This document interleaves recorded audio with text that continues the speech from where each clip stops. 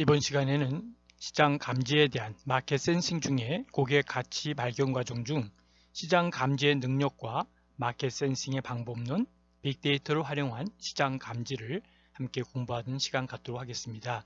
강의의 김성철 교수입니다. 네, 이번 챕터는 시장 감지, 마켓 센싱 중에 고객 가치 발견 과정 중에 1, 2, 3 이것은 전 시간에 배웠죠. 그리고 이번 시간에는 시장 감지의 능력, 마켓 센싱 방법론, 빅데이터를 활용한 시장 감지에 대해서 함께 공부하는 시간 갖도록 하겠습니다.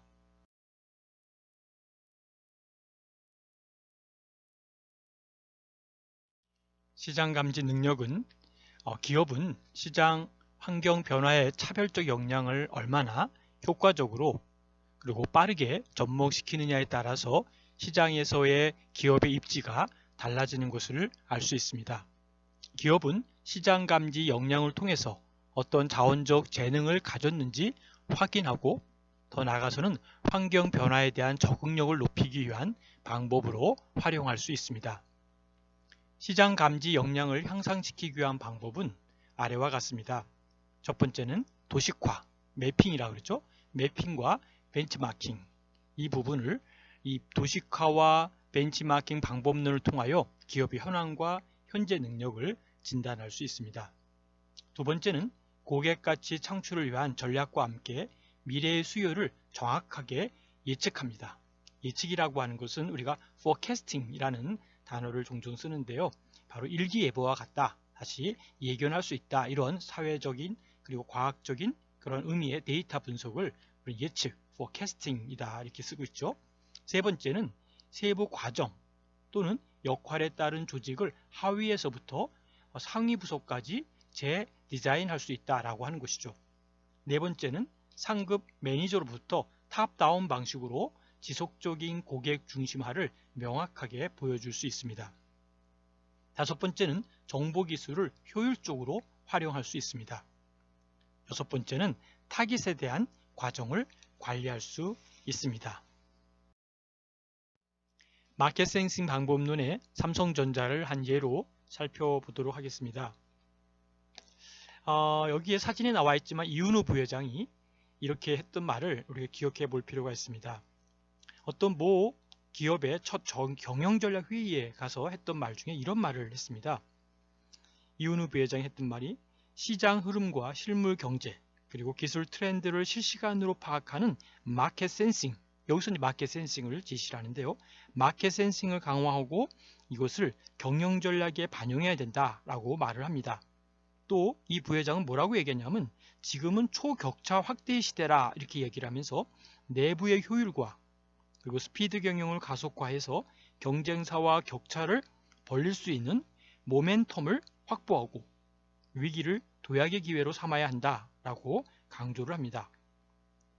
초격차 확대 시대는 일본의 유명 경제평론가 하세가와 게이타로의 저서에서 인용한 것이죠. 세계 경기 침체와 수요 감소로 반도체와 액정 표시 장치 LCD라고 그랬죠. 이 가격이 바닥인 상황에서 시장 흐름을 예의주시하며 사업 전략을 짜고 스피드 경영을 통해서 불황의 돌파구를 찾자는 것이었습니다. 또 이 부회장은 뭐라고 제시했냐면 내부 효율 극대화와 창조적인 조직 문화도 강조를 합니다. 이어서 대규모 투자를 통한 무리한 사업 확장보다는 변화와 혁신에 기반한 창조 경영과 기술 경제력을 통해서 시장 점유율도 높이고 수익성도 극대화하겠다라는 것으로 제시하는 것을 살펴볼 수 있습니다. 마켓 센싱의 방법론 중 첫 번째가 최고 경영층의 직관적 평가를 함께 보도록 하겠습니다. 최고 경영층이라고 한다면 executive라고 하죠. executive management라고 볼 수 있는데요. 이 평가는 기업 내의 주요 경영자들의 의견을 종합을 합니다. 그래서 판매량을 예측하는 방법이다 라고 하는 것이죠. 그래서 구체적으로 본다면 여러 명의 경영자들에게 기업의 과거 판매 자료 그리고 시장에 대한 배경 정보를 제공하고 이를 토대로 기업은 판매 규모나 혹은 추세를 예측해 왔다라는 것이죠. 이때 시장 상황에 대한 각 경영자의 확신에 비례하는 가중치를 부여하는 경우도 있다라고 볼 수 있습니다. 경영자들이 시장과 산업에 대한 광범위한 지식과 경험을 가지고 있고 더 나아가서는 시장 상황에 대한 통찰력이 있다면 시장의 큰 흐름에 이 반영된 것이 예측치를 도출할 수 있다라고 보는 것이죠. 특히 과거의 자료가 존재하지 않는 혁신 제품의 수요 예측에 경영자들의 지혜가 효과적으로 활용될 수 있다라고 볼 수 있는 것이죠. 다음은 델파이 혹은 전문가 평가 기법을 함께 보도록 하겠습니다. 최근 기업들은 새로운 기술이나 또 혁신적인 제품에 대한 장기적인 예측을 하기 위해 델파이 기법을 많이 도입하고 있습니다. 이 방법은 특정 기술이나 제품에 대한 전문가들의 의견을 종합하고 조정해서 하나의 예측치로 도달하고 있는 것이죠. 그래서 그 도달해가는 방법이다라고 하는데 구체적으로 본다면 여러 명의 전문가들로 된 패널을 구성하죠. 그래서 이 패널을 구성한 후에 각 전문가들에게 예측을 의뢰를 하는 겁니다. 어떻게 될까요? 라고 의뢰를 하는 것이죠. 진행자는 예측치를 수집하고 또 평균과 예측치의 분포를 계산해서 전문가들에게 제공하고 이것을 고려하여 다시 예측을 해주도록 의뢰하는 것이죠. 그래서 이 과정은 참가자 전원의 예측치가 일치할 때까지 반복을 하는 것입니다. 그래서 합의를 도출해내는 이 과정은 한 장소에 모여서 혹은 또는 서면으로 진행할 수도 있다라고 하는 것이죠. 그런데 이 델파이 기법에 대한 부분 중에서 보면 전문적 지식을 반영하면서 구성원 간의 역학관계에 의한 왜곡을 최소화할 수 있는 효과적인 예측 기법이긴 하지만 시간과 비용이 과다하게 소요될 수 있다. 너무 많이 시간이 소요될 수 있다라는 단점을 가지고도 있습니다. 세 번째는 판매 예측 추적과 고객 접점에 대한 활용을 볼 수 있습니다. 많은 경우에 기업의 영업사원들은 고객과 또는 경쟁자 그리고 유통업자 등과 가장 가깝게 일을 하는 사람들이기 때문에 시장에 대한 상세하고 또 시의적절한 정보를 가장 많이 보유하고 있습니다. 예를 든다면 자사 제품에 대한 고객들의 반응이라든지 또 그들의 구매 계획이라든지 그리고 유통의 지원 상황 등을 상세하게 판단할 수 있다는 것이죠. 그래서 이것을 바탕으로 비교적 정확한 예측을 제공할 수도 있다는 것입니다. 또한 각 영업사원이 담당하고 있는 제품이나 또 지역에 따라 세부 제품별 혹은 지역별 예측치를 도출할 수 있는 것도 충분히 용이하다라고 볼 수 있습니다. 그런데 거기에 따른 몇 가지 장점이 있고 단점도 있는데요. 장점 하나만 좀 살펴보면 본인들의 예측을 바탕으로 산출된 판매 할당이라 그러죠. 이 판매 할당량에 대해서는 수용 가능성이 높고 또 할당량을 달성하기 위해 노력을 기울일 인센티브가 많아진다는 점이 이 방법의 장점이다라고 볼 수 있습니다. 그러나 또 몇 가지 문제점도 있다는 것이죠. 우선 영업사원들은 상당히 주관적인 시각을 가지고 있는 경우가 많이 있습니다. 그래서 실적에 따라 시장에 대한 시각이 과다하여 부정확한 예측치를 제공할 수도 있다라고 보는 것이죠. 또한 그들은 대체적으로 시장의 거시적인 요소들에 대한 폭넓은 시야를 가지고 있지 못한 경우가 많기 때문에 시장의 구조적 변화를 예측에 반영하지 못하고 있다 하는 것도 충분히 단점으로 볼 수 있습니다. 더 나아가서는 이러한 점을 감안할 때 한두 명의 영업사원에게 예측을 의뢰하는 것보다는 여러 명으로부터 예측을 받아서 이것을 종합함으로써 영업사원 개개인의 하나의 그 편의라 그러죠. 이 바이어스를 상쇄시키는 것이 바람직하다라고 볼 수 있습니다.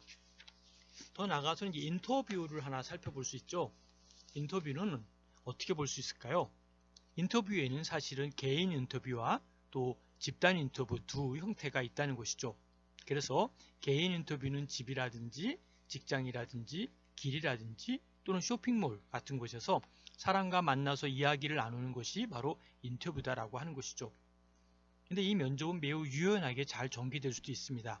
그리고 훈련된 면접자는 인터뷰의 어떤 지침을 제공하고 또 어려운 질문을 설명하고 더 나아가서는 특정 상황이 제공하는 이슈를 탐색할 수도 있다라고 볼 수 있습니다.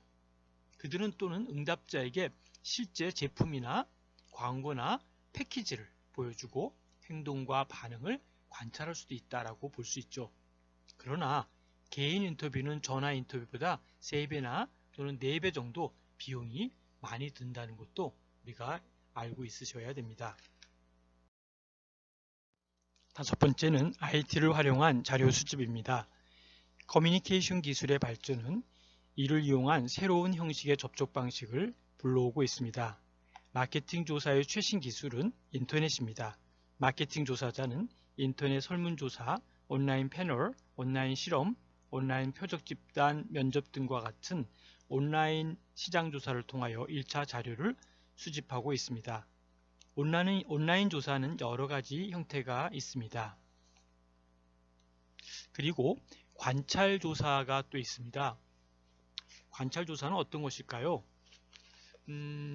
적절한 사람이나 행동이나 상황을 관찰함으로써 자료를 수집하는 것이죠. 그리고 사람들이 제공하지 않으려고 하는 또는 제공할 수 없는 정보를 확보 가능하지만 사실 감정이나 태도나 또는 동기 또는 사적 행동 같은 것들을 이것은 관찰하기가 어렵습니다. 그런 측면에서 이 어려운 것을 통해서 관찰 조사는 사람들이 제공하지 않는 것 그리고 제공할 수 없는 것 이런 것들을 때때로 관찰을 필요로 하는 방법이 있는데 관찰은 필요한 정보를 얻을 수 있는 어떻게 보면 유일한 방법이기도 합니다. 반면에 감정이나 태도나 동기 또는 사적 행동같이 관찰될 수 없는 것도 있다는 것이죠. 장기적인 또는 아주 드문 행동도 관찰하기는 어렵습니다. 이 한계점 때문에 조사자는 종종 다른 자료 수집 방법과 함께 관찰 조사를 사용하기도 합니다. 빅데이터를 활용한 시장 감지를 보도록 하겠습니다. 오늘날 빅데이터 활용은 점점 더 쉽고 또 다양하게 변화하고 있습니다. 사전적인 의미에서 정의하는 빅데이터의 특징은 4V로 설명할 수 있습니다. 이 중 빅데이터의 기본 특징은 3V로 설명할 수 있고요. 3V는 데이터의 크기, 볼륨, 데이터의 속도, velocity, 데이터의 다양성, variety 이렇게 3V로 나타내고 있습니다. 이러한 세 가지 요소의 측면에서 빅데이터는 기존의 일반적인 데이터와는 구별할 수 있다는 것이죠. 데이터의 크기, 볼륨은 단순 저장하는 물리적 데이터 양을 나타내며 빅데이터의 가장 기본적인 특징인 많은 양의 데이터를 의미하고 있습니다. 데이터의 속도인 velocity는 데이터의 고도화된 실시간 처리를 뜻하고 있습니다. 이것은 데이터가 생성되고 저장되고 시각화되는 과정이 얼마나 빠르게 이루어져야 하는지에 대한 중요성을 나타내고 있습니다. 다양성인 variety는 다양한 형태의 데이터를 포함하는 것을 뜻하고 있습니다. 정형 데이터뿐만이 아니라 사진이나 오디오, 비디오, 소셜 미디어 데이터죠. 소셜 미디어 데이터, 로그 파일 이런 등과 같은 비정형 데이터도 포함되고 있습니다. 빅데이터를 분석하는 데 있어서 기업이나 기관에서 수집한 데이터가 정확한 것인지 또 분석할 만한 가치가 있는 것인지 등을 살펴볼 필요성이 있으며 이러한 측면에서 빅데이터의 새로운 속성인 정확성, 이 정확성이 제시되고 있어야 된다라는 것이죠. 트위터나 구글, 또 페이스북 등의 온라인상에서 사람들이 주고받는 문자로 된 자료를 기계적으로 수집하여 시각화하여 요약하고 해석하는 것이 필요하다는 것이죠. 그것을 우리는 텍스트 마이닝이라고 보는데 이 텍스트 마이닝 기법이 많이 사용되고 있습니다. 분석 예시로 사용하는 데이터는 아마존.com에서 2019년도 11월 12일부터 2019년도 3월 29일까지 3632개의 제품 리뷰를 R을 사용해서 스크래퍼 R로 수집을 하였습니다. 예시를 위해 애플사가 최근 출시한 에어팝을 선정하여 자료로 수집하고 또 분석하는 과정을 설명했습니다. term correlation의 예시를 보도록 하겠습니다. 텀에 대한 상관관계 예시인데요. 상관관계라고 하는 부분들에 대해서 사운드와 good, 애플, 에어팝스, great로 나눴는데요. 이 퀄리티는 0.60, good은 0.24, 애플은 0.22, 에어팝스 0.21, great은 0.17로 나누었죠. 여기에서 이 퀄리티라고 하는 품질이라는 단어와 동시에 사용된 단어들을 보여주고 있다는 것이죠. 예를 든다면 사운드와 퀄리티는 100번 중 60번의 비율로 함께 리뷰에 사용되었다라고 해석하는 것을 말하고 있습니다. 다음은 빈출의 단어죠. word frequency를 얘기를 하는 건데요. 어떤 단어들이 많이 사용되었는지를 알려주는 것을 말하고 있습니다.